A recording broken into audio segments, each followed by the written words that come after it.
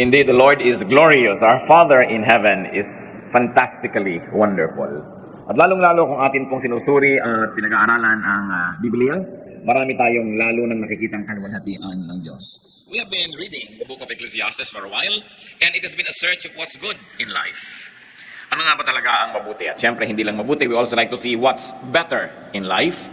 And as we ponder more words from the teacher, we pray that the Lord will enable us to see what's not only good, but what's also better in life. Thank you, Father, for this privilege of worship, and thank you for the privilege of reading the Word, preserved through the generations, and useful and fruitful for all of us even now.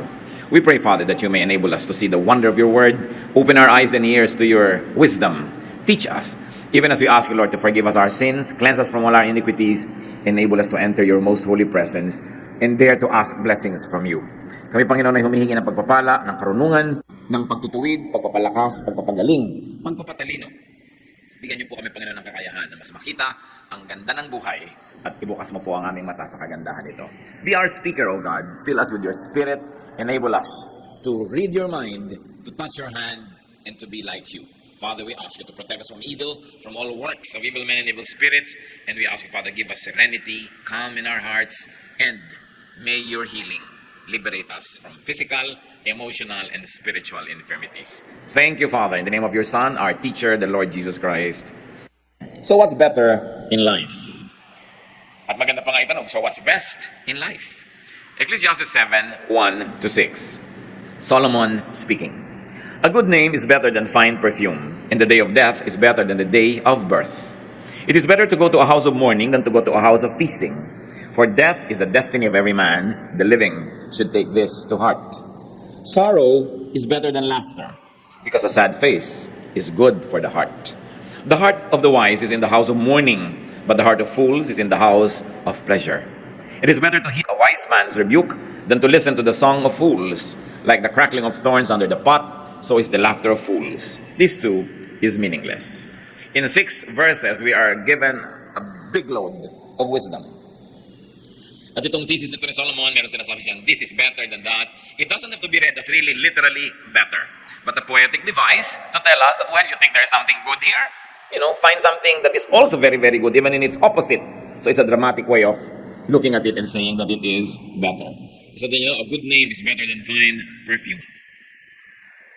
Tayo mga Pilipino, mahilig magpabango, mahilig maligo, mahilig sa cosmetic industry. Sabi ba't a good name is better than that? At yun daw araw ng kamatayan, mabuti pa kumisan sa araw ng kapanganakan. Para ito yung mga pagbaligtad sa mga dati na nating inaakala o pinaniniwalaan, hindi para talaga baligtarin ito, kundi para ipakita sa atin na maging yung kabaligtaran ng akala natin maganda, may kagandahan pa rin. Mas mainam pa daw na pumunta sa mga bahay ng pagluluksa, sa mga lamayan, sa mga namatayan, kaysa sa pumunta sa mga party. Meron daw inam at kagandahan maging ang kalungkutan kesa sa tawanan. At yun daw matatalino ay isinasali niya sa kanyang schedule. Yung pagpunta sa mga malulungkot na mga okasyon, hindi lang gusto niya laging sumaya, tumawa o malibang. At mas masarap daw yung pagtutuwid, yung kahit pintas sa'yo ng matalino kesa papuri sa'yo ng isang wala namang alam. Mas dapat yun pinapahalagahan dahil ang tawa daw ng mga walang alam ay para lang tunog ng mga nasusunog na siit o mga tuyong kahoy. Sandali lang yon, tapos wala na. So we have said better need not be read as literal better, but just for contrast, for dramatic effect. So what's better in life? According to the teacher, a good reputation. A good reputation in the end, up to the end, therefore a respectable life. So that is better than what might be considered good, but destroys the reputation. Agad-agad, sumasalungat yan sa popular belief. Yung mga iba, hindi bali ng pangit ang reputasyon ko, basta yumaman ako, o basta sumikat ako, o basta magtagumpay ako. Pero sinasabi ni Solomon, a good reputation is good, is better even. What else? Good dosages of sorrow. Yung tamang-tamang timpla ng lungkot daw sa buhay, maganda yan. Parang sweet and sour, sumasarap, kesa sweet lang. No? Sorrow reminds us of our mortality. Ano ang napapala natin kung pupunta tayo sa libing, sa lamay, sa mga namamatay o naghihingalo? Nakakalungkot yon. Pero at least naalala nating tayo man may appointment with death. And if that alone is the profit we get from looking at death in the eye and mourning with those who are bereaved, then that's already a profitable experience. To be reminded that we will not be in this body forever, therefore we should be ready to meet our God. We should be ready and willing and able to accomplish that which God has set before us. Dahil sabi sa Bible, that God has decided long ago what everyone should do in life. Binigyan niya tayo ng talino, binigyan ng kakayahan para ma-accomplish yung ganong mga bagay. Constant fun, according to Solomon, can give us an imbalanced view of life. Constant fun can render us unprepared for the inevitable, which is death, sorrow, and suffering. Nangyayari talaga yun sa buhay. So maganda, nakakapag-practice ang tao. Kaya daw yung mga bata na maganda, may mga pets, at kuminsan yung mga pet nila nagkakasakit, kuminsan namamatay pa, yung bata nagkakaroon siya ng education and practice kung paano ang isang mahal mo sa buhay ay magkasakit at maaaring mamatay. Na pagdating ng panahon na nangyari sa tao na mahal niya, na mas mabigat, mas masakit, meron siyang konting pagsasanay sa kalungkutan para hindi siya maitumba ng biglang dating ng ganitong mga uri ng problema. Sorrow offers inevitable hurdles and immediate goals. Pag ang tao may lungkot o may problema, meron siyang agad-agad na kailangang gawin. At kung ang tao merong agad-agad kailangang gawin, hindi siya dumarating sa punto na ano ba ang buhay? Ba't ba ako nabubuhay? Ano ba yung purpose ng life? Kasi kuminsan, pag dumadating ka sa mga ganong tanong at wala kang maisagot na magandang purpose ng life, nawawalan ka ng gana sa buhay. Pwede kang ma-depress, pwede kang mawalan ng direksyon. Sabi, ito ang blessing pag lagi kang may problema.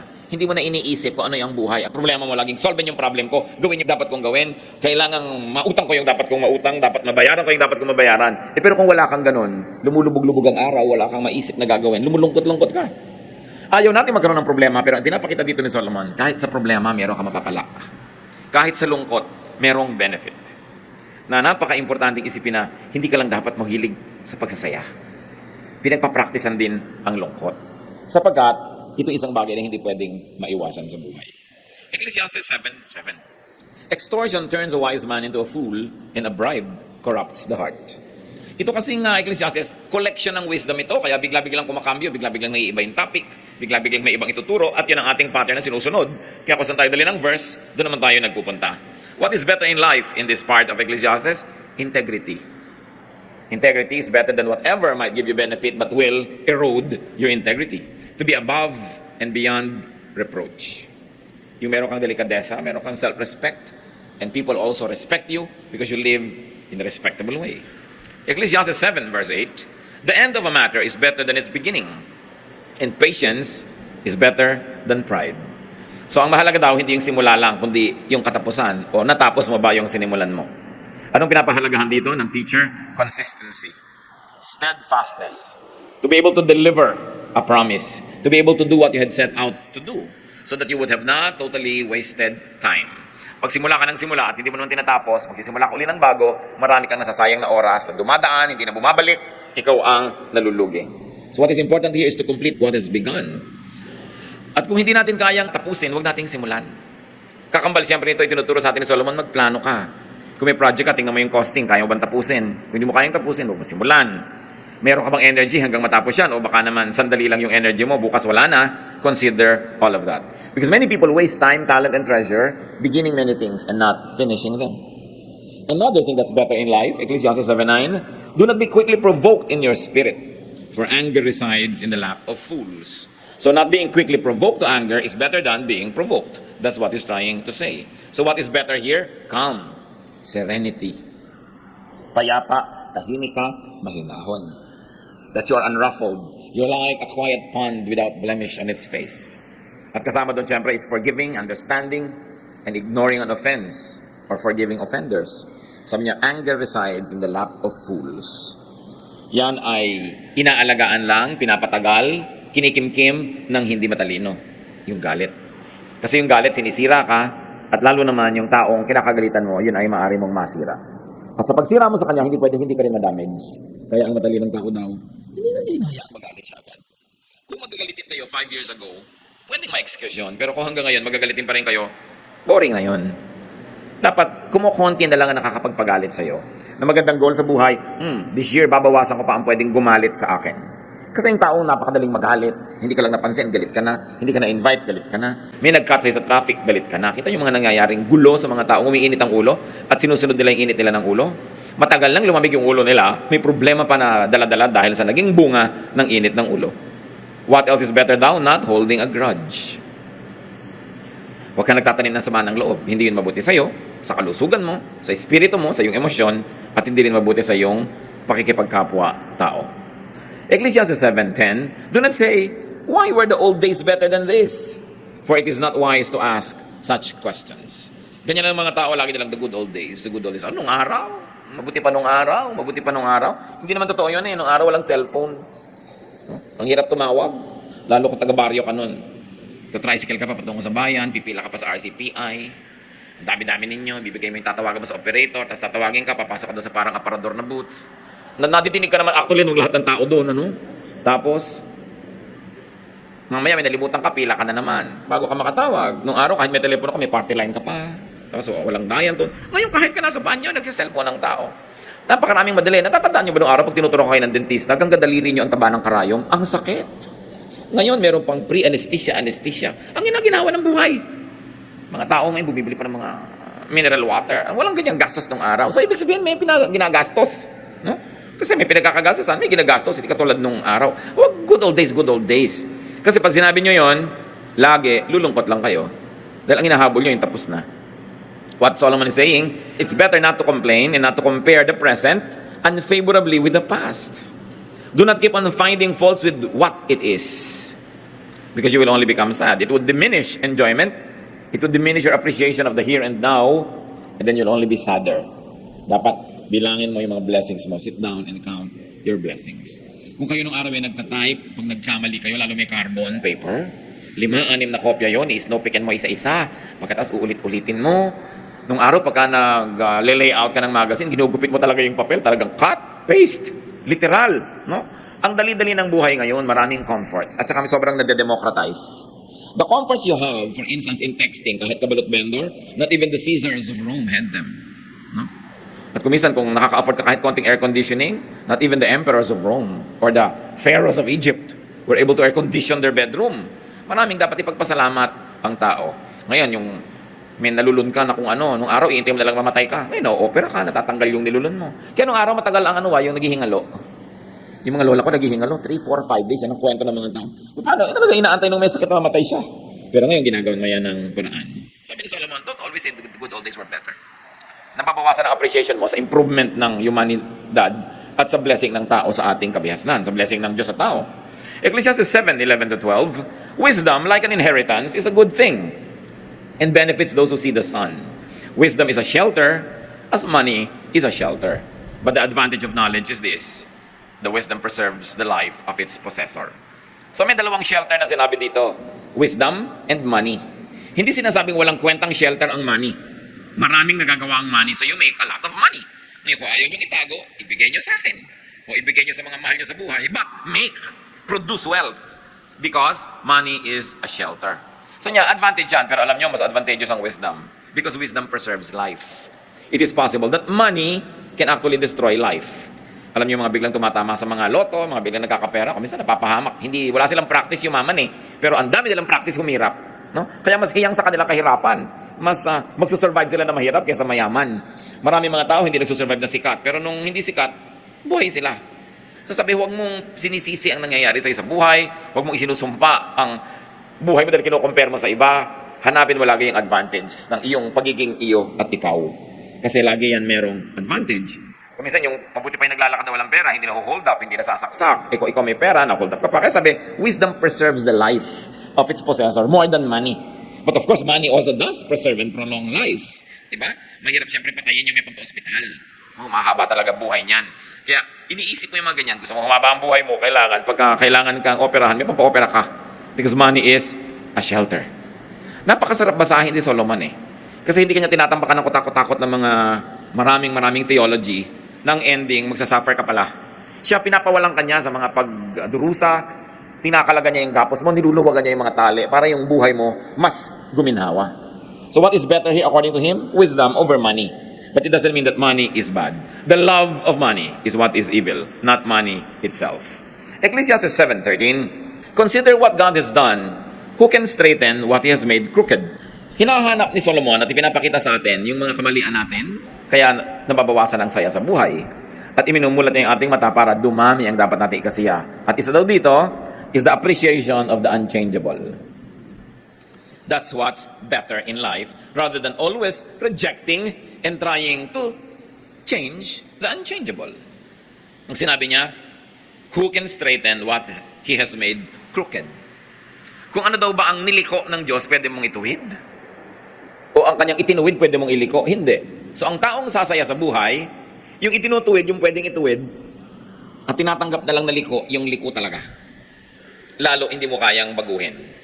Hindi mo kayang baguhin, for instance, yung aptitude ng tao, yung talent niya, yung hilig niya, talaga doon siya naka-incline. Kaysa lagi kayo nagtutunggali, lagi na lang kayo na nagkakaroon ng struggle, accept.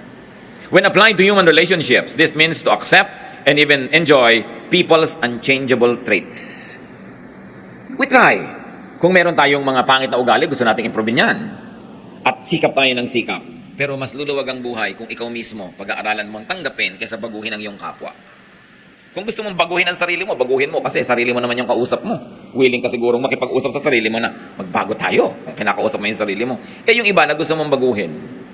Marami pong mag-asawa, hindi sila nagiging masaya together kasi parehong gusto mo ipalitan siya, ibahin siya. Paano siya maiiba? Sabi nga sa Bible, can a leopard change its spots? Well, we do not discount the possibility of a miracle, but a miracle is more of the exception rather than the rule. Kaya kung yung mahal mo sa buhay, anak mo, kapatid mo, asawa mo, may mga ugali, may mga katangian na sa tingin mo ay kapintasan, mas sasaya ka kung pag-aaralan mo yun at tanggapin. Kung meron kang gustong baguhin, ang baguhin mo yung attitude mo. Kasi meron kang control doon, but you have no control over other people. Of course, if those people will also change themselves with God's help, then it becomes a lot easier. But you changing somebody else, it's going to be a struggle. Somebody will always win and somebody will always lose. And you know what losers do? They get out of your life or they kick you out of their life kasi they always lose.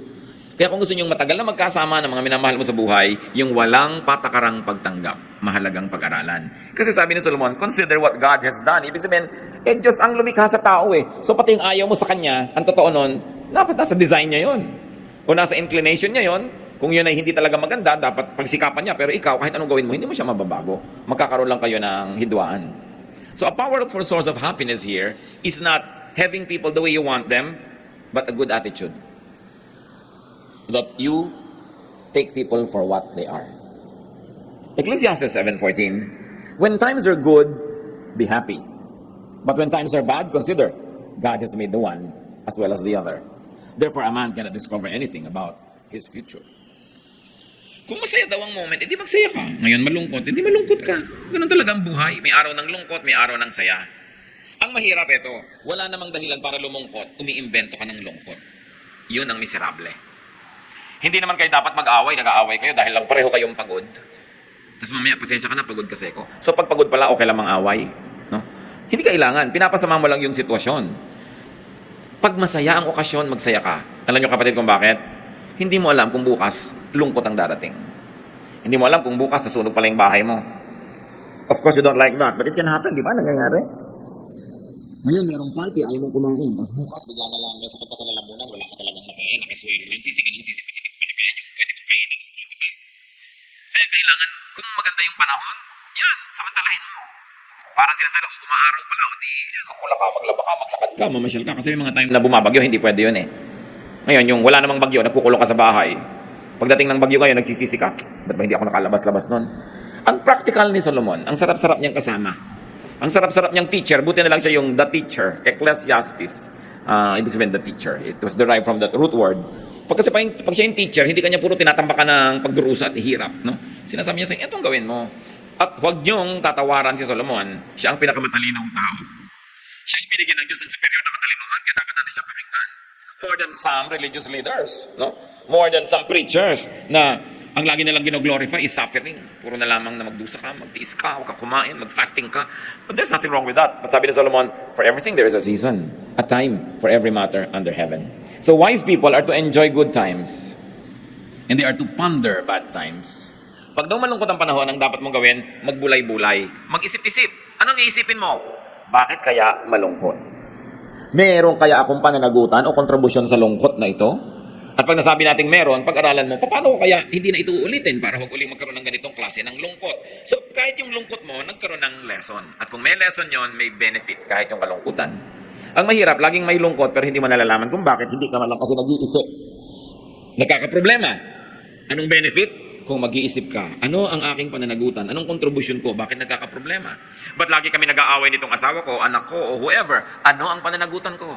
Dapat nating iniisip yon. Then sabi niya, makakabuti sa'yo ang mga araw ng problema at araw ng lungkot because such things make you a better person. So we learn and benefit from them.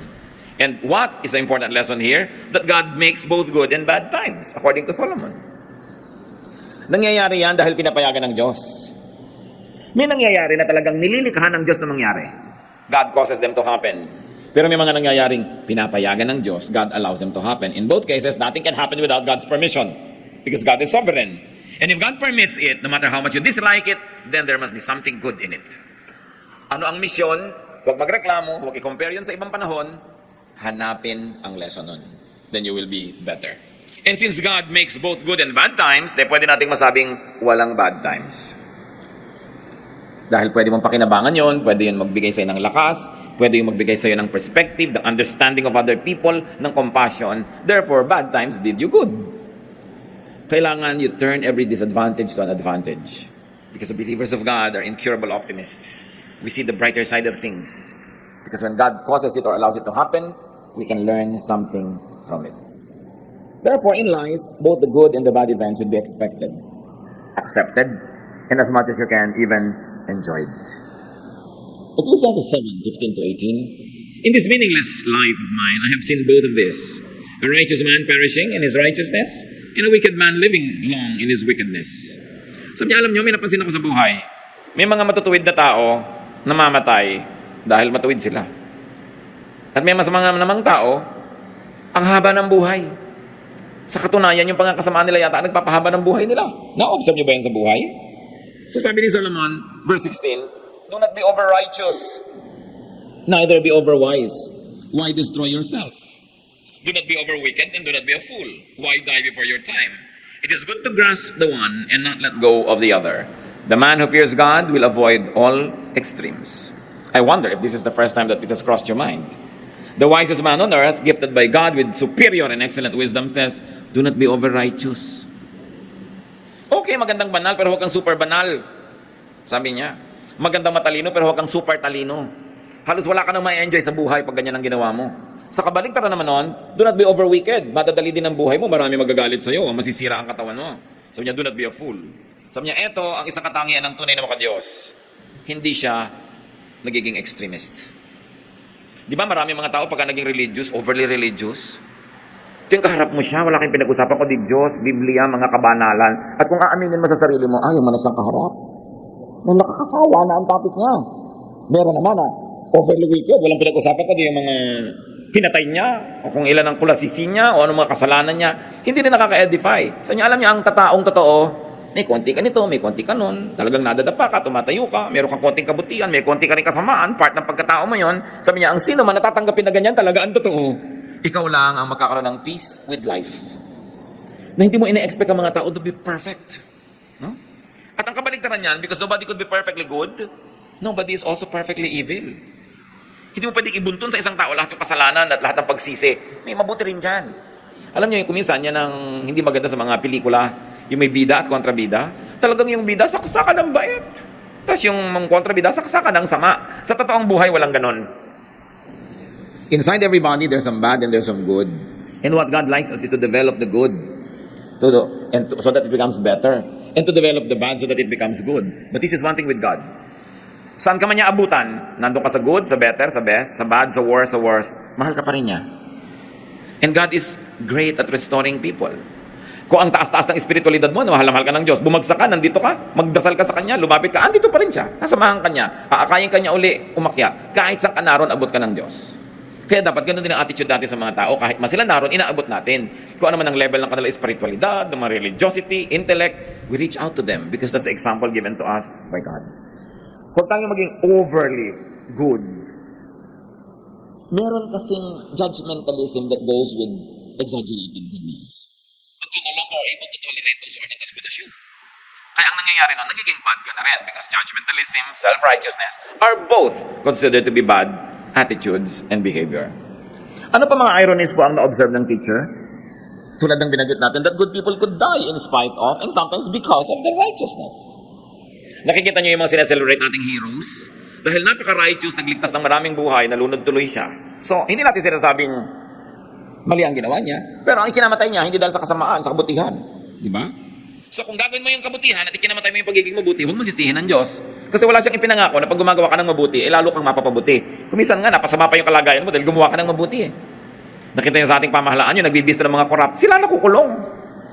Hindi natin sasabing maling ginagawa niya, pero pag gumagawa ka ng mabuti, don't expect na laging magiging mabuti ang bunga. Tapos yung mga gumagawa ng masama, yumaman, nagkaroon ng ganito, nagkaroon ng ganyan, nagsinungaling, nagbribe ng huwes, nakalaya. Sabi, hindi lahat ng gumagawa rin ng mali, napaparusahan. Ano ang ibig sabihin dito, Solomon? Huwag niyong hanapin ang hustisya ng Diyos na makita niyo buong buo dito sa buhay na ito, this side of eternity. That's why the Bible is full of teachings about God's justice, especially in eternity. That God keeps account of what everyone does. So that if human justice fails, there is divine justice that will never fail. Tatandaan natin na nung nilikha ng Diyos ang tao, ibinigay niya kay Adan at kay Eva ang management of creation. So dapat ang creation, ang mga creatures, ang mga hayop, ang kalikasan, at maging ang mga kapwa-tao, dapat i-manage mo mabuti the way God would manage if He was a manager Himself. Pero dahil lumayo na lumayo ang tao sa kabutihan, kaluwalhatian ng Diyos, kaya maraming imperfections, maraming injustices. Hindi yun kasalanan ng Diyos, pero alam natin, itutuwid yun ng Diyos. Kung hindi man yan, maituwid lahat is part of life in the next. At yan ang pinakahawakan natin na katarungan ng Diyos. Kaya ang ganda ng Tagalog sa gobyerno, pamahalaan. Alam niyo yung root word ng pamamahalaan is pamamahala or pagiging bahala. At pinaniniwalaan ng maraming scholar na ito yung nagmumula yung bahala sa word na bathala. So ano yung pamahalaan? Yun ang pag-manage ng kalikasan, ng kapwa-tao, ng lakas, ng kayamanan, the way Bathala himself would if he was governing. Kaya ang linis ng word pamahalaan, which is pamathalaan, pamamahala, hindi lang basta gobyerno, which is of course a Spanish word. Ang ganda ng pinagmumulan that governance must come from divine will. It must be under and put under divine control. Ngayon may corruption kasi hindi yun ang ginagawa ng mga tao. So sa biglang tingin, parang yung mga unrighteous are rewarded. Okay, magulat, nangyayari talaga yun sa mundo. Pero sabi, hindi naman lagi magiging ganyan. You will see all over the Bible that the justice of the Lord will never fail.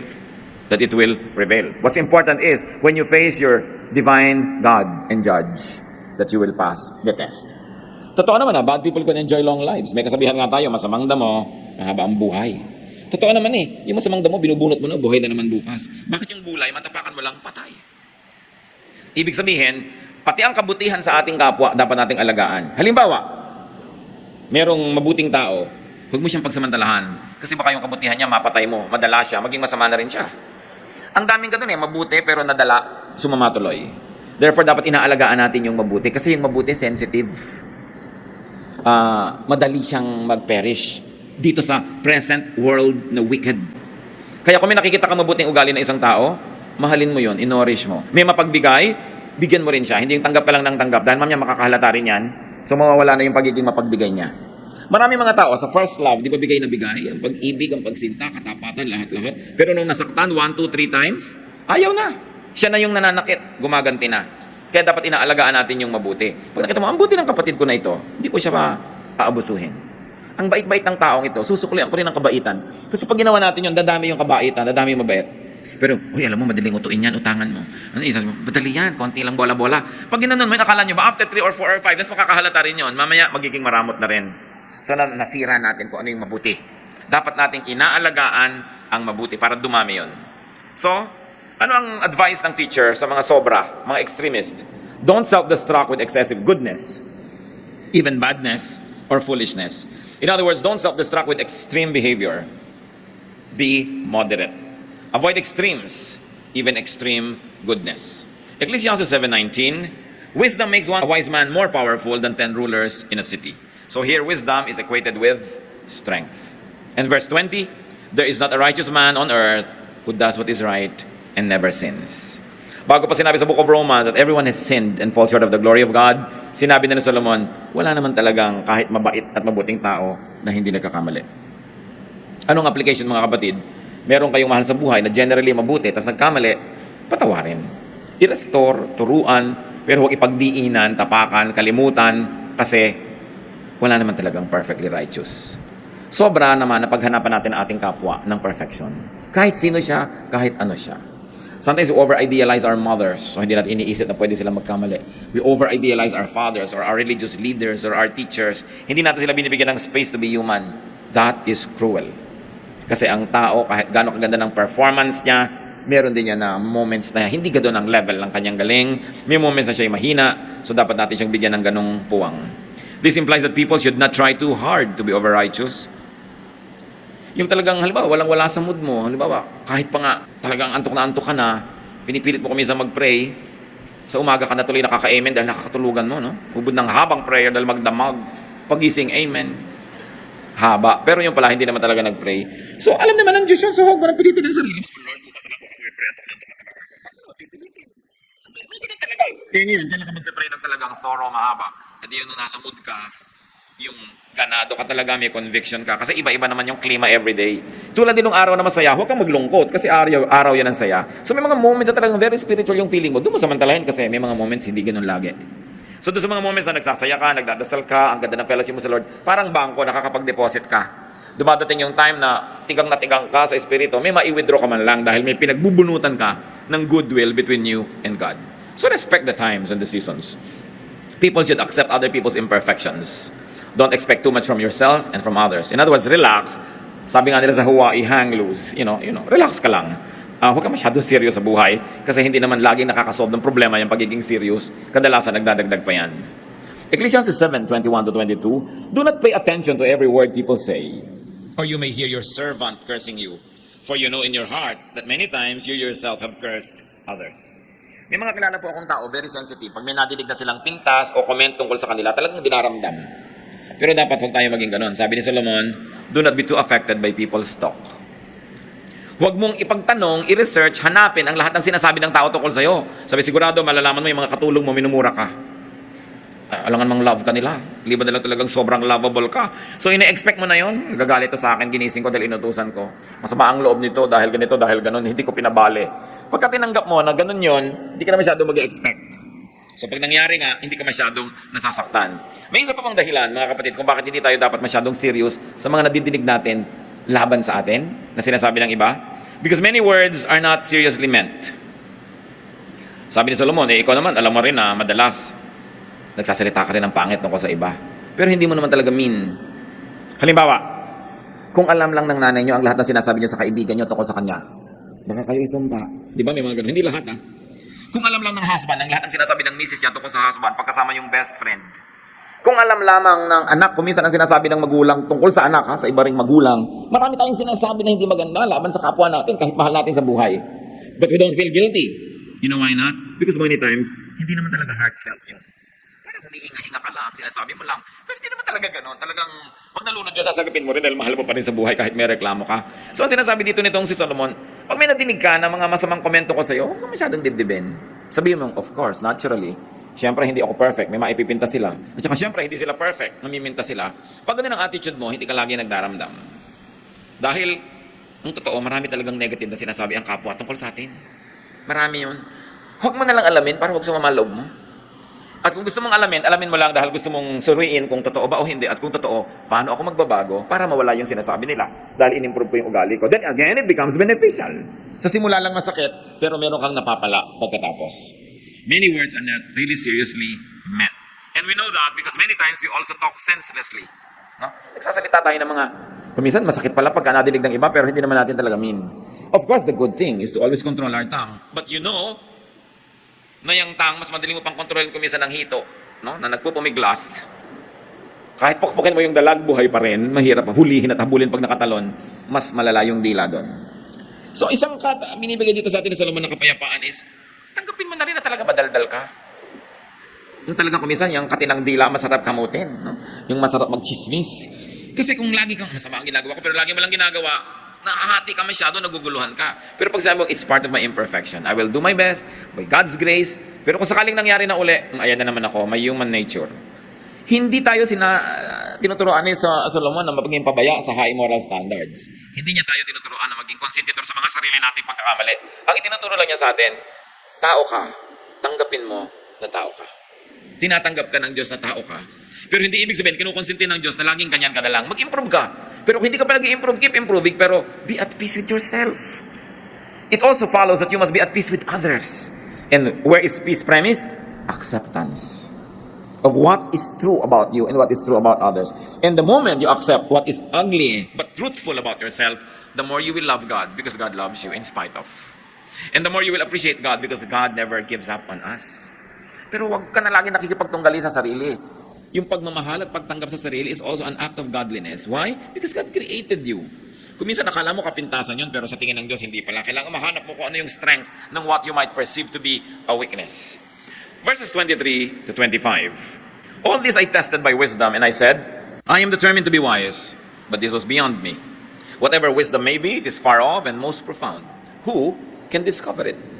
So I turned my mind to understand, to investigate and search out wisdom in the scheme of things, and to understand the stupidity of wickedness and the madness of folly. So the teacher tried to study and make sense of life. Did he find any sense? Verses 26 to 29. So I find more bitter than death the woman who is a snare, whose heart is a trap, and whose hands are chains. Yung mga nagbabasa nito, lalo yung sexist naman ni Solomon. The man who pleases God will escape her, but the sinner she will ensnare. Look, says the teacher, this is what I have discovered. Adding one thing to another to discover the scheme of things. While I was still searching but not finding, I found one upright man among 1,000, but not one upright woman among them all. This only have I found. God made mankind upright, but men have gone in search of many schemes. Maraming mga babaeng naguguluhan dito, at mga lalaki rin naman. But sinabi ni Solomon, first of all, read this as it is. Do not fault Solomon or apologize for him. He is a product of his time. No? May mga context talaga ang paningin nila nun sa mga gender. But I have a suggestion on how to read bad woman. Sabi niya, ang pinakamalalang mangyari ay yung meron ka maengkwentrong bad woman. Sabi niya, yung bad woman, wala kang pag-asa. Pagkaya nang dumating sa iyong buhay. Sabi niya, talo ka, sira ka. I propose it to be read this way. That Solomon being a man, for him a man means one's strength. But for him, a woman is probably one's weakness. Weakness si Solomon, women Alam niya naman yun, di ba? Na libo-libo yung mga asawa niya.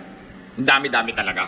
Yun ang weakness niya. At sinasabi ng maraming mga propeta ng kanyang panahon, naging dahilan ng pagbaba ng kanyang status with God.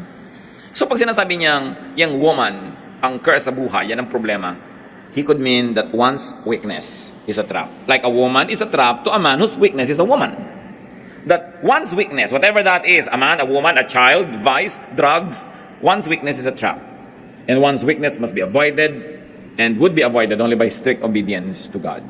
May weakness kasi Solomon, women. In matters not concerned with man's weakness, there is a possibility of goodness, of success, and godliness. But it is impossible to be good when one submits to his weaknesses. Kasi sabi niya, a good man you can find, but a woman you cannot find any. And I was reading it that way and I said, it does not violate sound interpretation. Because a wise man like Solomon cannot possibly say na walang mabuting babae ni isa sa mundo. It could be a poetic way of comparing two things. People's weaknesses and desires twist their minds. Like a woman can twist the mind of a man na sobrang weakness yung woman na yun. So what is good? What is better? Continue to read Ecclesiastes. And it's nice to read alone. Ang ganda-ganda po pag bulay-bulayan yung Ecclesiastes. Really, it's my favorite book. Kung meron kang dalhin sa isang pulo na malalagay ka doon ng 5 years, walang alisan, take Ecclesiastes. No? Kahit mo siya ulit-ulitin na basahin, after 2 years or 3, meron ka na naman bagong makikita, not because the words change, but because you change. You are now more capable of seeing things than before. Kaya napakainan po. Ang challenge na ngayon natin, marami tayong lungkot, marami tayong hirap, marami tayong weaknesses, marami tayong reklamo, marami tayong kino-compare. Ano ang lesson na ibinibigay sa atin Solomon? Father, teach us. Humihingi kami, Panginoon, ng wisdom. Para itong pag-aaral namin huwag masayang. Maiuwi namin ng as much wisdom as possible. At habang binagbubulay-bulayan namin at iniisip ito, lalong mag-ugat sa aming kamalayan na lalo namin maintindihan yung practical application. Sa ilang saglit, magbulay-bulay tayo mga kapatid. Sa major points that the Spirit of God has touched you on, na ipinapaalala sa atin, na merong lesson from Ecclesiastes, from the Word of God given to Solomon. Consider such words and make peace with yourself and with God. Let's pray in silence.